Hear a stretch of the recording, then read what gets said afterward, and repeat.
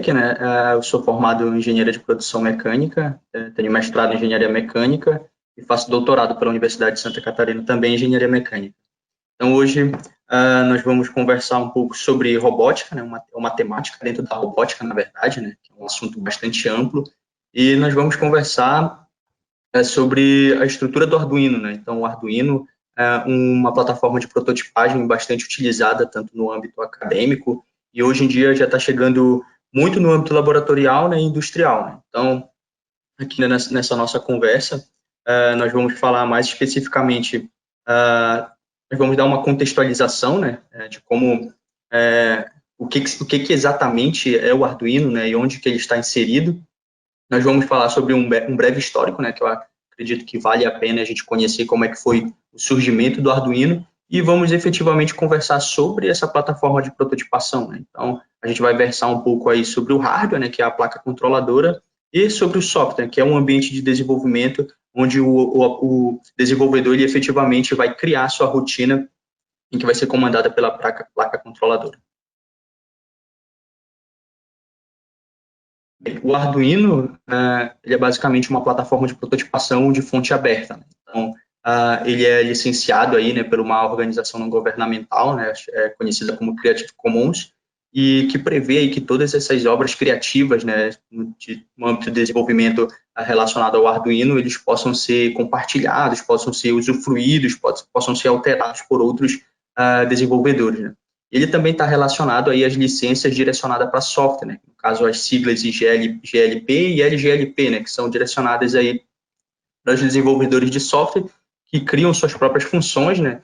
E criam suas próprias bibliotecas, de maneira que eles também estão livres, né? Para compartilhá-las com terceiros, de maneira que os outros possam usufruir e também alterar, né, essas funções. Bem, o Arduino ele é uma plataforma de prototipação direcionada para a eletrônica, né? E hoje em dia a gente conhece muito, nos últimos anos, aí, desenvolvimento de equipamento direcionado ao que a gente conhece como do-it-yourself, né? Então, o próprio desenvolvedor ele consegue praticar todas as etapas de desenvolvimento, né? A parte conceitual, a parte de fabricação e implementação de todo o sistema eletrônico e eletromecânico. Então, ele é aí composto, né, por um hardware, né, que é efetivamente a placa azul, né, que a gente conhece, e um software, né, que é o ambiente de desenvolvimento. Bem, o Arduino ele é bastante interessante porque ele deixa livre, né, o desenvolvedor, de maneira que ele não nos obriga a usar um tipo de sistema operacional. Então, a gente consegue aí utilizá-lo mesmo aqueles que são familiarizados com Linux, com Mac, com o próprio sistema operacional do Windows. Ele também tem um aspecto bastante interessante, né, que é basicamente a facilidade de utilizá-lo, né, que é aquilo que a gente conhece como plug and play, né? Seria basicamente você liga e você pode usá-lo. Ele tem um aspecto que aqui talvez seja o mais interessante para quem está iniciando na área de eletrônica, que seria direcionado ao embasamento teórico e prático, né, relacionado à eletrônica e programação, de maneira que o Arduino ele não obriga o desenvolvedor, né, a conhecer, a ter uma base muito profunda, né, de programação, nem tampouco de eletrônica, né, uma vez que ele foi criado, né, para se obter esse conhecimento durante a utilização da plataforma. De maneira histórica, né, como é que o Arduino surgiu, né? Então, basicamente, ele surgiu de uma questão filosófica bem básica, né? Então, como é que se poderia, né, ensinar eletrônica com alguma metodologia que fosse fácil, rápido e que fosse eficaz, né, que atenuasse a curva de aprendizado. Então, aí, em termos de localização, né, o Arduino ele surgiu exatamente no Instituto de Design Interativo, né, numa cidade da Itália, e ele foi encabeçado aí pelo professor Massimo Banzi, né, que era um professor que lecionava a disciplina de eletrônica para alguns alunos de design, e junto com David Quarteles, né, eles objetivaram aí desenvolver uma placa controladora que permitisse que os alunos, além de aprender eletrônica e programação, ele pudesse incentivá-los a criar produtos, né, próprios, né?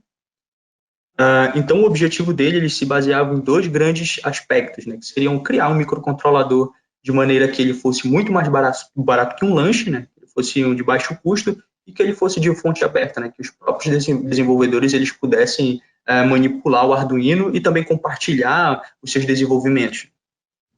Outro ator aí bastante pertinente seria Gianluca Martino, né? Ele basicamente foi um dos alunos que encabeçou aí o design, né, do circuito elétrico, né, do hardware, daquilo que a gente conhece hoje, e ele foi o aluno que fabricou o primeiro lote de Arduino. Então, ele basicamente fabricou os 100 primeiros placas microcontroladoras que foram adquiridas por todos os alunos do curso de design. Então, um outro também importante foi David Mellis, que ele foi basicamente o desenvolvedor do software inicial, né, daquilo que a gente conhece como IDE do Arduino. Então, baseado em outros trabalhos que o professor Máximo Banzi já havia orientado, né, então, ele já tinha um conhecimento bastante elevado em programação e ele conseguia desenvolver esse software para desenvolvimento dos sketches. Também tem Tom Igoi aí, que foi um elemento também muito importante, que basicamente ele acreditou no Arduino não mais como um projeto direcionado para o meio acadêmico, né, mas sim como algo muito mais industrial. Então, ele foi um dos primeiros aí a efetivamente assessorar, né, e acreditar no Arduino como um projeto. O Arduino, ele basicamente consiste de uma placa controladora, né, que é um hardware, e também de um software, né, que é onde efetivamente nós vamos descrever algum tipo de rotina que desejamos externar, né. Então, essas rotinas, elas são conhecidas como sketch, que basicamente são rotinas, sub-rotinas, que são baseadas em funções e algumas descrições que o microcontrolador vai executar. Então, primeiro a gente vai tentar aqui conhecer como é que mais ou menos funciona o hardware, né, como é que efetivamente ele trabalha com o fluxo de informações e de energia também. Existem diversos tipos de modelos de Arduino. Aqui eu trouxe os principais, né, que são as placas azuis, né, são os mais conhecidos. Tem aqui a família do Mega, a família do Dui, a família do Arduino Leonardo, o Arduino Nano, e tem aqui o mais difundido deles, né, que é o Arduino Uno. Como ele é o mais conhecido, a gente vai versar um pouco mais especificamente sobre o Arduino Uno, mas, de maneira geral, o circuito elétrico dos outros funcionam de maneira muito semelhante. Bem, para quem não conhece muito eletrônica, né, essa aqui é uma topografia do circuito elétrico, né, então ele parece, a uma primeira vista, bastante complexo. Ele realmente é muito complexo, mas nós vamos tentar entender isso de uma maneira muito mais didática, muito mais simples. Então, para nós mesclarmos nesse sistema do circuito elétrico, a gente vai mesclar aqui com uma imagem, né, da topografia de uma vista superior do Arduino. Então, o Arduino, ele necessita, né, para efetivamente funcionar, ele necessita de uma fonte de alimentação. Essa fonte de alimentação ela pode vir de duas formas. Uma delas é uma conexão com o conector jack, né, que é um conector bem conhecido pelo pessoal da eletrônica, né? Muitos dos notebooks eles utilizam esse tipo de conector, videogame também utiliza esse tipo de conector, e ele basicamente é necessário uma alimentação aí no intervalo entre 7 a 10 volts, né? Bem, o Arduino efetivamente ele funciona com uma tensão nominal de 5 volts. Então, aqui no circuito elétrico, o pessoal de desenvolvimento já preveu, né, além de um regulador de tensão, ele preveu também um diodo de proteção contra a inversão de polaridade, né, que muitas das vezes os projetos de desenvolvimento eles utilizam algumas adaptações, né, tal como fonte de computadores, e uma possível inversão de polaridade não necessariamente vai prejudicar o restante do circuito elétrico. Uma segunda opção de alimentação, né, é dentro desse conjunto de pinos, né, que é um pino VIN, que é bem conhecido. Então, quando não se tem uma alimentação direcionada, né, com um conector jack, você tem a opção de alimentá-lo via uma outra porta, né, que é um conector que ele recebe uma tensão de 5 volts. E o Arduino, ele tem a capacidade de interagir, né, com periféricos e com shields, né, que são algumas extensões da própria placa controladora. Então, alguns desses shields, eles trabalham com tensões nominais um pouco diferentes. Então, no próprio circuito dele, ele prevê que alguns pinos eles possam alimentar esses shields, esses periféricos, com uma tensão de 5 volts ou de 3 volts, 3.3 volts. Para isso, ele tem aí um regulador de tensão em que, baseado em um sistema de referência, né, que vocês vão acompanhando aqui nas animações, um pino de referência, o próprio shield ele pode selecionar o tipo de regulador de tensão que pode ser alimentado para a placa. Ele tem também aqui um LED indicador, né, que ele basicamente indica ao usuário se o Arduino está alimentado ou não, que é uma coisa bastante simples. Bem, o Arduino ele possui um processador USB, e esse processador ele basicamente faz uma interface, né, entre a porta USB e o microcontrolador. Então, basicamente, ele recebe alguns dados via porta USB e ele torna esses dados um sinal serial, né, que é o que é efetivamente reconhecido pelo microcontrolador. Então, esse processador USB ele pode ser de diferentes modelos, né? Isso depende também do modelo do Arduino. No caso aqui, como a gente está falando do Arduino Uno, esse processador, né, ele é utilizado um ATmega 16U2.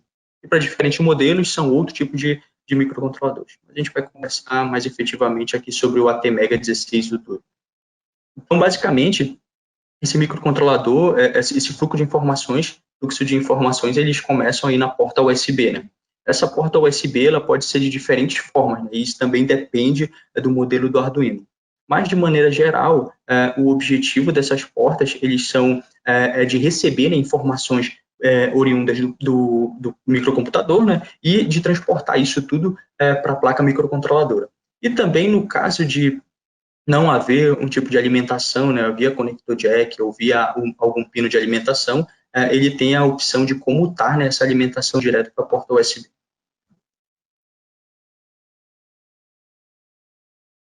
Bem, seguido o fluxo de informações aí dos sinais do USB, né, tem um conjunto aí que ele é relacionado a um filtro e proteção da porta USB.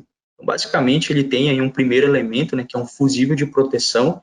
Ele é utilizado contra sobrecarga e também para evitar curto-circuito. Então, ele funciona muito similarmente a um resistor, né? Então, quando tem uma descarga, um curto-circuito ou uma sobrecarga nesse esse fusível, ele aumenta a resistência e ele acaba desarmando, né? Então, ele não permite que isso passe para o restante do circuito elétrico. Isso acaba evitando qualquer tipo de prejuízo para o hardware, né? Outros elementos são direcionados aí para comunicação USB, né? Então, nós temos aqui os conectores e os varistores, né? Aqui o D- e o D+, e o Z1 e o Z2. Então, ele basicamente, ele funciona como direcionado para o fluxo de informações da porta USB, né? Então, como é que eles efetivamente funcionam? Existem, né, alguns sinais que são recebidos pela porta USB, né, e geralmente eles passam livres quando eles estão de acordo com o circuito elétrico, né? No entanto, existem alguns casos que esses sinais eles podem vir com descarga eletrostática. Então, esses sinais eles são desviados, né, para esses varístores, que basicamente reduzem a resistência, e eles acabam fechando esses sinais direto com o terra. Então, ele acaba não prejudicando o restante do circuito elétrico, no caso de algum tipo de descarga eletrostática.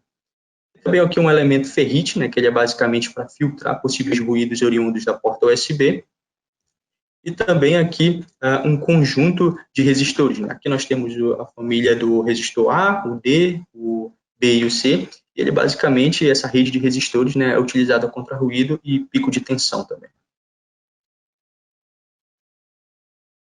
Bem, apenas chegamos, né, no oscilador. O oscilador, ele é basicamente o coração de um processador, né? E o seu funcionamento é extremamente complexo, né? Então, nós não vamos nos ater muito profundamente como é que funciona o oscilador, mas de maneira geral, o ATmega 16U2, ele possui um oscilador de cristal, né, aqui, que possui uma frequência de ressonância de 16 MHz. Esse oscilador, ele basicamente tem a função, né, de criar uma senoide, né, para efetivamente dar um primeiro pulso de clock, que efetivamente é transformado em uma onda quadrada, né, aí pelo processador. Então, ele tem aqui alguns conjuntos de capacitores, né, para ajustar essa frequência do cristal, e também tem um resistor aí de 1 megaohm, que é direcionado aí para dar o primeiro pulso da senoide, né, que efetivamente vai dar origem ao pulso de clock e à onda quadrada.